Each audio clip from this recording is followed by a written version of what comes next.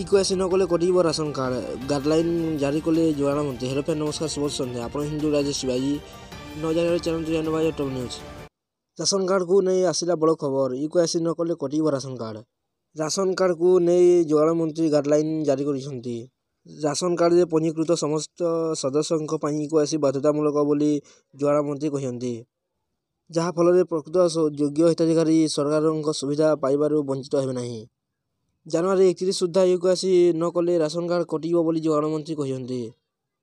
ଭାରତ ସରକାରଙ୍କ ମାଗଣା ରାସନ ଯୋଜନା ଅନୁଯାୟୀ ଦେଶର 90 କୋଟି ଲୋକଙ୍କୁ ମାଗଣା ରାସନ ଦିଆଯାଉଛି।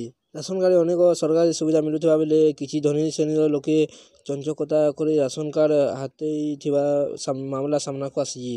ବର୍ତ୍ତମାନ ସୁଦ୍ଧା 49 ଲକ୍ଷ ହିତାଧିକାରୀ ରୋକଣ କରିନଥିବା ଜଣାପଡ଼ିଛି। ଭିଡ଼ିଓଟି ଭଲ ଲାଗିଲେ ଲାଇକ୍ କରିବେ, ଚ୍ୟାନେଲକୁ ସବସ୍କ୍ରାଇବ୍ କରି ପାଖରେ ଥିବା ବେଲ୍ ଆଇକନ୍ କ୍ଲିକ୍ କରିବେ, ଯାହାଦ୍ୱାରା ଆପଣ ଏଭଳି ଟପ୍ ନ୍ୟୁଜ୍ ସର୍ବପ୍ରଥମେ ଜାଣିପାରିବେ।